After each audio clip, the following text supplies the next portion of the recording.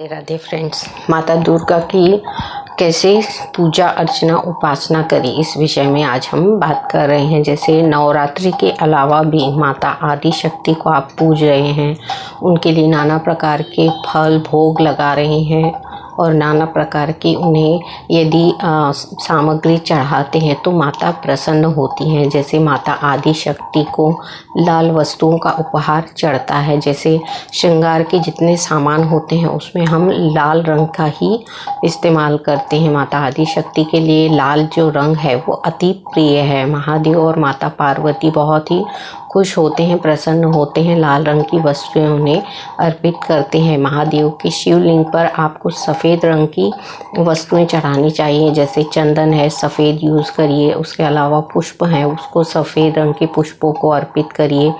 माता आदि शक्ति के लिए जब भी हम उन्हें पूज रहे हैं नवरात्रि में या ऐसे भी हम पूजा अर्चना उपासना करते हैं तो माता के लिए आपको लाल रंग का ही चुनाव करना है। जैसे श्रृंगार चढ़ा रहे हैं तो लाल रंग का इस्तेमाल करिए। इसके अलावा माता आदि शक्ति के कौन से ऐसे मंत्र हैं जिनको जपने से, जाप करने से माता अति प्रसन्न होती हैं, तो माता आदि शक्ति का जो सर्व मंगले मांगल्ये शिवे सर्वार्थ साधिके शरण्ये त्र्यंबके गौरी नारायणी नमोस्तुते, इस मंत्र का 11 बार आप उच्चारण करिए। जाप करने से आपके जो दुख कलह कलेश हैं आपके घर के, ये क्या होते हैं, हटना शुरू होते हैं। जब माता आदि शक्ति की पूजा उपासना हम इस तरीके से करते हैं तो माता आदि शक्ति जो है वो प्रसन्न होती है। दुर्गा चालीसा पाठ करिए, सप्तशती पाठ करिए, माता आदि शक्ति के नवरात्रा में करिए। इसके अलावा आप हर मंगलवार को माता आदि शक्ति का सप्तशती पाठ यदि करते हैं 11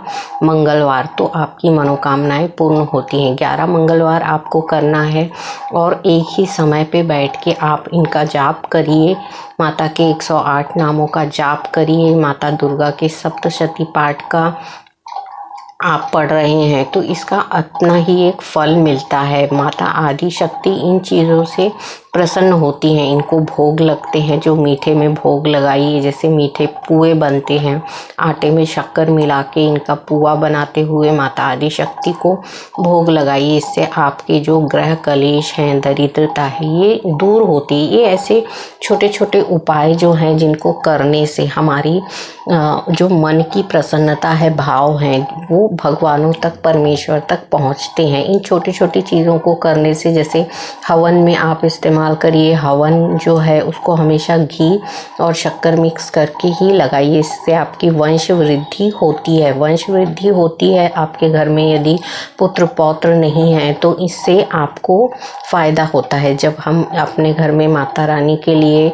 हवन करते हैं, गाय के कंडे मैंने आपको कहा जलाइए, उसमें हवन डालिए। माता आदि शक्ति के नाम से स्वाहा और स्वधा के नाम से हवन डालिए तो ये आपके वंश को वृद्धि कराती हैं, आपके कुल को आगे बढ़ाती हैं। माता आदि शक्ति के 108 नामों का जाप करने मात्र से आपके दुख जो हैं मिट जाते हैं। आपकी शारीरिक पीड़ाएं जो है ना वो बहुत हद तक हटती हैं। जब इन चीज़ों को आप धीरे धीरे करने लगेंगे तो आपको खुद को महसूस होता है कि जितना भी हम परमेश्वरी शक्तियों के साथ जुड़ के करते हैं, उनकी पूजा अर्चना आराधना करते हैं, इनको अलग अलग प्रकार के भोग लगाते हैं, अलग अलग सामग्रियां जब हम चढ़ाते हैं, प्रेम भाव व्यक्त करते हैं परमेश्वर के साथ, तो ये हमारे लिए कुछ ना कुछ करते अवश्य हैं। कभी खाली हाथ परमेश्वर हमें नहीं रखते। तो हमें कोशिश यही करना है कि अपने परमेश्वरों को किस तरीके से प्रसन्न कर सकें। तो नवरात्रि में तो आपको ये करना है। इसके अलावा हर मंगलवार को यदि 11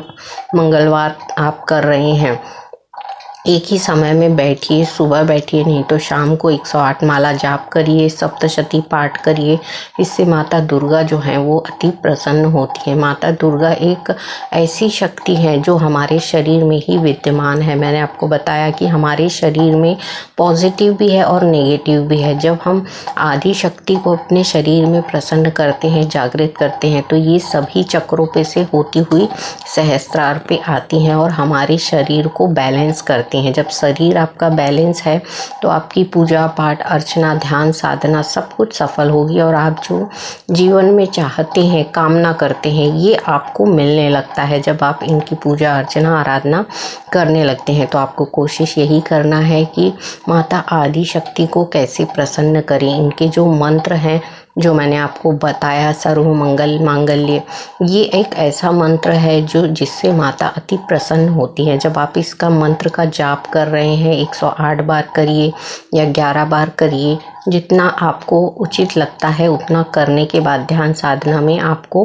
परमेश्वरीय शक्तियों के साथ जुड़ के इनसे अपनी इच्छाओं को व्यक्त करना है। जब आप अपनी इच्छाओं को इनसे बोल देते हैं तब ये आपकी इच्छाओं पे कार्य करना शुरू करते हैं। तो यदि आपने 11 मंगलवार तक सप्तशती का पाठ कर लिया और पूजा अर्चना में भगवान परमेश्वरी को प्रसन्न कर लिया, आदि शक्ति को प्रसन्न कर लिया, तो आपके जो बिगड़े काम है ये सारे ये बनाना शुरू करती हैं। तो आदि शक्ति माता जगदम्बा की उपासना करिए। नवरात्रि में यदि उपास कर सकते हैं तो उपास करिए। जैसे साल के 2 नवरात्रे जो मेन माने जाते हैं, इसमें माता आदि शक्ति को प्रसन्न करना है। इसके अलावा हर मंगलवार को आप माता आदि शक्ति के लिए दुर्गा चालीसा का पाठ कर सकते हैं। जैसे 5 मान लीजिए या 7 बार पढ़ लीजिए दुर्गा चालीसा, या तो 21 बार पढ़िए। ऐसा मानते हुए यदि आप हर मंगलवार को करते हैं तो ये आपके बिगड़े हुए कामों को सफल करना शुरू करती हैं। आदि शक्ति को मानिए, इनमें